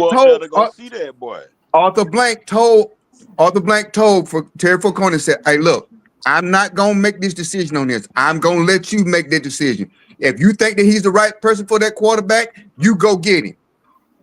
Rich McKay stood up and said, no, I don't want him. Arthur Blank told Rich McKay, sit your butt down. I run this system. So that's why during the draft, you never saw Rich McKay in the office because they did not want him to make a comment because they wanted Terry Fortone to make that decision. That's why when they drafted Kirk Cousins, they brought Michael Penix in to back up Kirk Cousins because they know that Kirk Cousins was not going to last. Yeah, that's why when they convinced Arthur Blank, they went up there to see him, and when that boy was throwing in them 30-degree wind and them 30-mile-per-hour winds, in the hard balls. so they already knew I was just giving you the perspective They already of. knew. I was just giving you the perspective of, so you understand why you didn't see him in preseason, because everybody upset like, oh, we should have did him earlier in this. When you spend $100 million, Mm-hmm. You and better we play him. see that this man, think about it. You just spent $100 million, but as a Terry. fan, we see Michael Penix throw them darts and them lasers. You not Yeah. gonna want to see Kirk Cousins at all. But what you got to understand is, Terry Fortone, hey, the GM went to 3 games. He went to 3 games for Michael Penix. Michael Penix comes from Tampa Bay Tech. I'm here in Tampa Bay, Florida. I'm hearing people been talking about Michael Penix for the past 5 years. Yeah, when he they've was been at scouted. Washington. They've been scouted. And that's what we good about.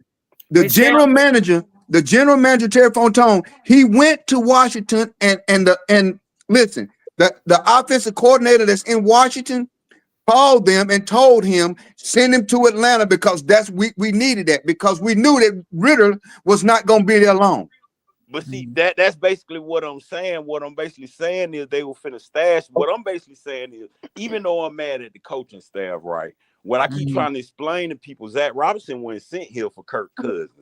Zach Robinson was sent here for Michael Penix, because both of them run the pistol, because I watched them in college. I know that boy got a rocket. You know. You talking about Riddler? No, I'm talking about Penix. Penix. He's talking about Penix. I'm letting you know. I'm letting you know that the Robinson offensive came here for coordinator Penix. was not brought here to make Kirk Cousins fit their system. He was brought here to teach Michael Penix the system, and Michael Penix was technically gonna sit 2 or 3 years. So the fact that you have something to fall back on, I'm just telling fans not to get upset at them not having chemistry yet. Yeah, it'll develop. One thing that I noticed last night is, once they get chemistry, they're gonna be deadly. You're not gonna be because over. one thing, this is why I know it was coaching. Kyle Pitts was going off last night. He was he only missed one catch. He was catching everything else.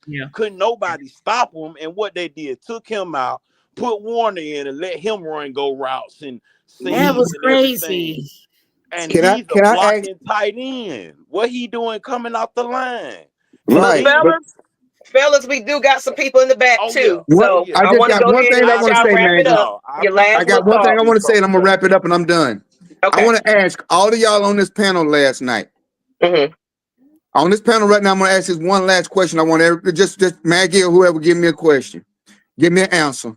Last night, when the commentators were talking about Michael Penix and how he throws the ball, which other quarterback that played in the NFL put their hands on the ball the same way Michael Penix put his hands on the ball? What was the player?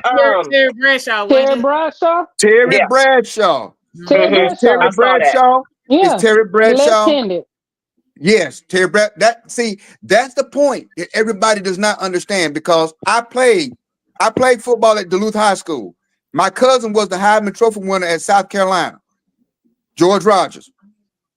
I'm trying to tell y'all guys, a left-handed quarterback will always put their finger above the threads to throw the ball, because that is the 100% persistent of throwing a spiral. And every time Michael Penix throws a ball, he throws a bullet.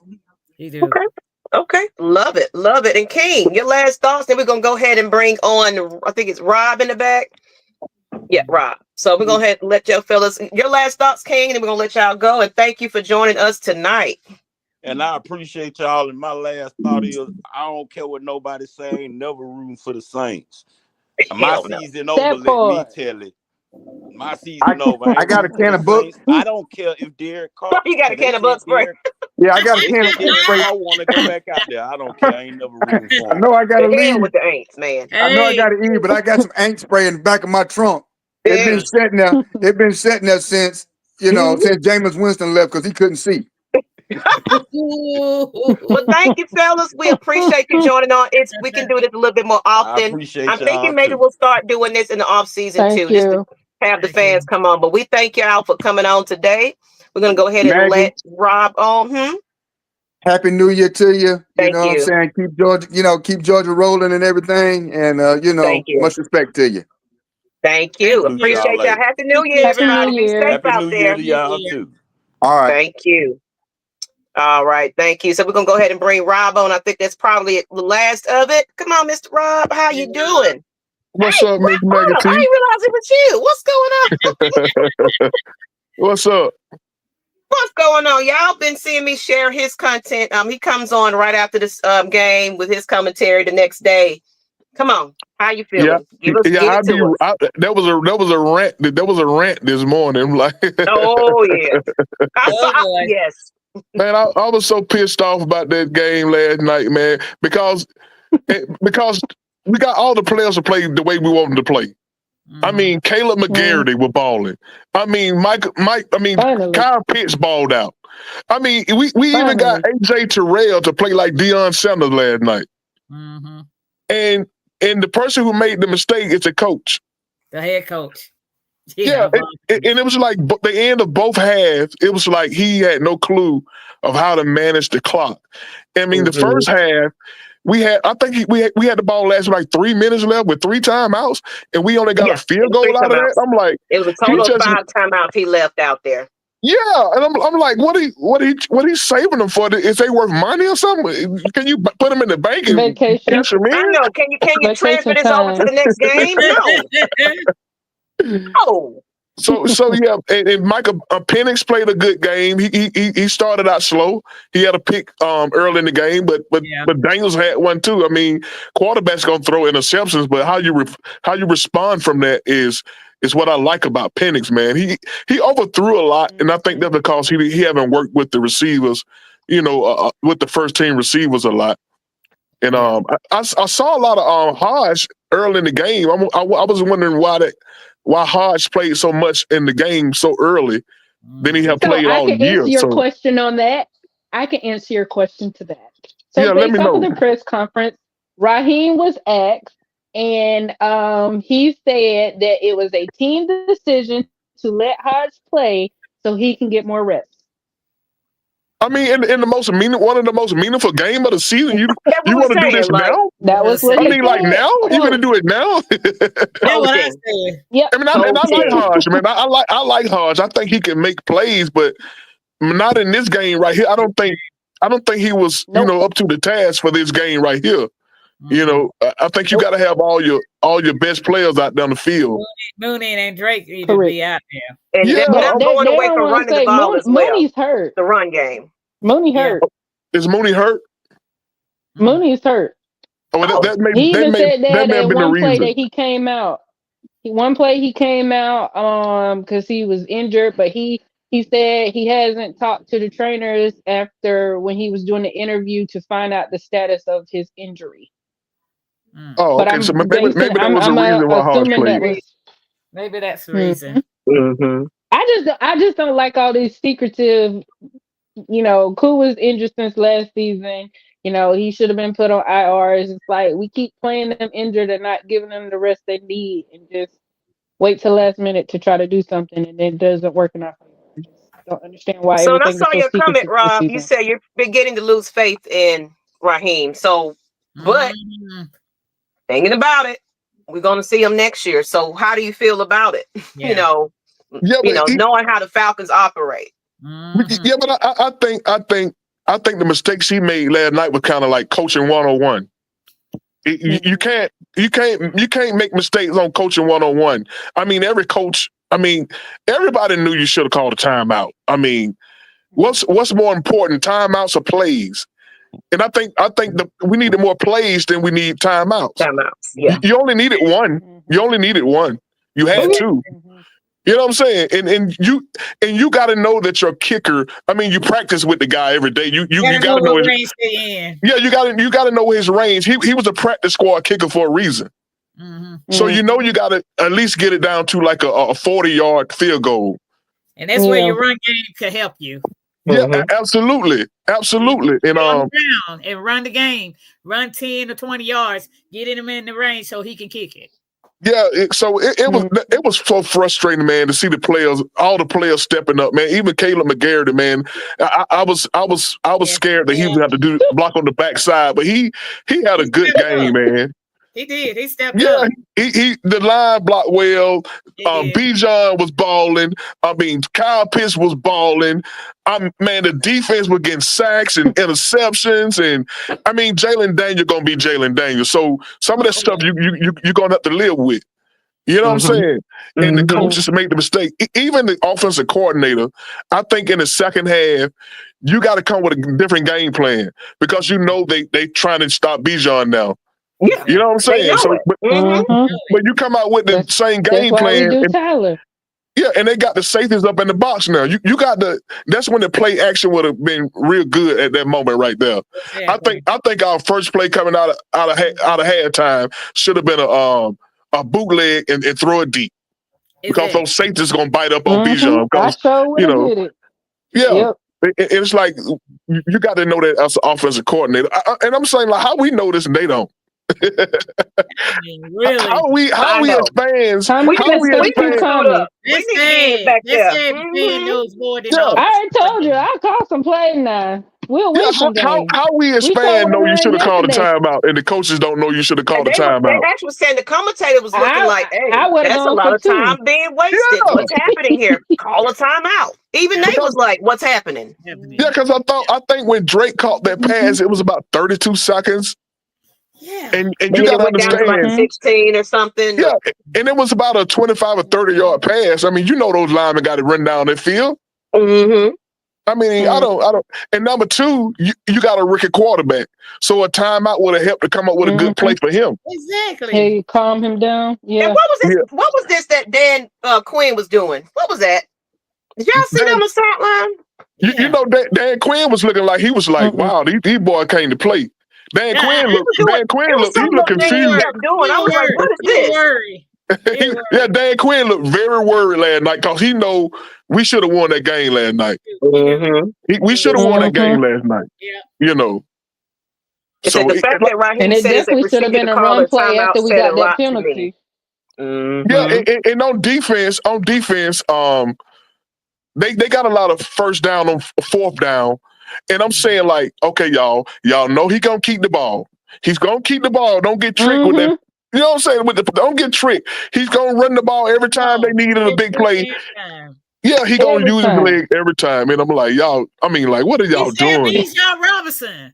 I mean, they gonna use him every time, no matter what. Every time. I was pissed. I'm talking about when we was on defense, and Jalen Daniel kept getting the first down on the run. I know. I'm talking about. But what hurt me? Go ahead. He was there, Bijan. She said. No, you can go ahead. No, I was saying what's irking me those first and 30s and second and 20s. They self-inflicted wounds on themselves, and then we still couldn't get like how they are giving us these 3 and outs easily. Yeah, that 3rd and 30, I think, man, that was a real killer right there because it's like you got a first down. It's like you got a 5-yard, 30-yard first down. I mean, like that killed us right there. I mean, as players, you got to know the situation. Let them catch you and just tackle the guy, man. Yeah. You know what I'm saying? Yeah. But the penalty, it didn't look like a lot, but, you know, they're going to call it, you know. And they were calling a lot of them that hurt. Half, and in the second half, they were really holding and didn't call them. So I'm like, what's going on with that? That Malone penalty changed that dynamics. That was tremendously, but they gotta learn how to bounce back. That was BS on them. That changed the game right there. I really think the league need to look at that rule because you're gonna give a guy a first down on the 3rd and 30 on a 5-yard penalty. Yeah. Yeah, they need to look at that rule. It should be just a 10-yard. A holding should be 10 yards on the defense, not an automatic first down. Zach Ertz actually catch the ball for the touchdown. I'm questioning that. They should at the end. At the end, they saying it was. He called did it. they challenge? Did they review it or something? Because they reviewed it. He called it. Zoomed in. He called it. Yeah, he called it. Yeah. But ladies and gentlemen, we're going on about 2 hours now. So let's go ahead. And I'm glad you're on here. I want you to go ahead. This is your time to shine. Let everybody know who you are and what you got going on and where they can find you. Oh man, I'm RL Stafford, man. I do Monday morning Falcon report every Monday on my Facebook page. I'm an independent artist, RL Stafford. I just dropped my second album, moving forward, leaving me behind. My son is a knucklehead, Lil Nas X. Yeah. So so y'all check out my music though. Don't listen. Listen to his music. Alumni don't got no music out right now, do we? No, he got some. He been doing singles, but he's about to drop a new album. Okay. But the focus is on you today, though. Yeah, the focus on me. Yeah. you the pappy, so I'm the creator of that. So y'all pay attention to me. I love it, Robert. Where they can find your music at on social media? All social media streaming platforms. It's on all platforms. Yeah, all platforms. Wherever you stream music, that's the only way you're gonna listen to music these days, anyway. Say that name again. Everybody can find you. It's RL Stafford. RL Stafford. The first album I did is more like a spiritual album called One Man, One Mic, One God. And my second album I just dropped is more like a secular album, but it's still kind of like a little spiritual in it. I'm not talking about, sex and all that stuff. You know what I'm saying? I'm saying some real stuff, some songs that I wrote from my heart, you know what I'm saying, about relationships, family, community, man. Just some real heart stuff, you know what I'm saying? With some good vocals with it, Okay. So we'll make sure that I add that to the description after this airs and to the chat so everybody can see it later. So come back to this video and leave some feedback. We'll make sure his album link is there for you guys to check him out. But on that note, ladies, appreciate you bringing me up. Appreciate you bringing me up, Maggie. Oh, it's no problem. It's no problem. I'll be checking you out. I know, and me and you've been hit and miss trying to be on each other's shows. As you can see, I'm just busy. I'm busy all the time. So one day I'll bless your recap shows one of these days. But I work during the week when you be airing though. So yeah, and I like what y'all doing with the ladies thing, man. So you don't get to hear a lot of women talk sports. You know what I'm saying? That's right. So That's the main reason why I want to listen to it. You don't see this too often. Yeah, you don't see a lot of women, talking sports, and y'all know what y'all talking about too. Thank you. We appreciate it. Thank you. All right, RL. We're gonna go ahead and wrap this up, ladies. Your last thoughts? They need to win this game Sunday. That's y'all have a good night. Thank you. Thank you. Peace. Mm-hmm. Yeah, win. They gotta win this game Sunday. Yes. They cannot lose this game. I can't say it's a playoff game, but they need to better their record. So I'm looking forward to this Sunday game. Hopefully they will run the ball with both Tyler and Bijan, but we'll see. Okay. And Ms. Bree. Despite yesterday's loss, I don't see us making the playoffs. Just being realistic. But just have fun next Sunday. Last home game, you all that can make it. It would be another record. Support the team. And what I saw last night was just an indication that it just has me even more excited for what's to come next. Absolutely. That touchdown was the highlight. So that kind of was nice. That was nice. Yeah. Absolutely. I love it, ladies. I love it. I can say this. No, whatever happens next week, realistically, we already kind of expect what to happen. I can say at least we got over the hump of this curse of a record. Now we can make it. If we can make it another win, okay, we're doing even better. Whatever the outcome may be, I still want to beat up on that team. I don't care. I don't care if we go into the playoffs or not. It's still our rivalry. Yes. Screw them. Okay. So a win is a win and we're gonna get it. Exactly. Basically. And they ain't got nothing to lose. Like you said, they ain't got nothing to play for. We ain't, we don't even know what our fate is. So we're gonna come out there and act like we want it. Hopefully. Exactly. So anything possible. Tampa could it could be upset. You never know. I can keep hope alive on that. So, but at least win your game. And and if Tampa win, that's fine. Congratulations to them. If they lose, better team won. Yep. Hey, but you that's gotta it. understand, we controlled our own destiny, so there's We nothing control for us our to own really be destiny. mad. We So you can't be did mad at what we nobody did. else but the Atlanta Falcons. Yeah, exactly. Nope. Well, Coach Raheem, honestly. Exactly. Yep. Mucho, we ain't neither. Okay. We ain't gonna never, ever. That's me. That's just being a diehard Falcons fan. I would never say go nothing outside of anything. I said, all I said was they only had one job. That's all I said. That's it. That's all you're gonna get from me. Everybody, oh my God, I'm like, I ain't said nothing about go nothing. You won't ever see that come across my lips. So, on that note, people, thank you for staying for 2 hours with us tonight. I knew it was gonna be a longer episode. Y'all over there missing football or whatever. Thank y'all for tuning in today. Thank you for the likes, the hearts, the love. But one thing about it tomorrow, we're going into another year. Be thankful that you're going to wake up your eyes on January 1st of 2025. But please drive safe so we can see y'all come cross over to the next year. Okay? Please. Drink responsibly. Catch an Uber. Yes. That's all I want.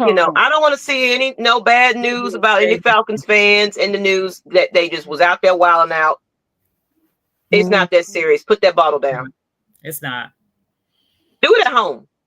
If you got a drink, do it at home. You can terrorize your family, but at least you're at home. But love y'all. Thank you for everybody that gives these lady birds love. Yes. That's all I can ask for this new season of this thing. And we're going to keep pushing and we're going to keep doing it. All right, let's go ahead. Good night. Good night. See y'all next year. And read your Bibles. That's right, home team. Blackberry. That's Mr. C. No C, just a K. Blackberry. Blackberry. All right, good night. Happy New Year. Happy New Year.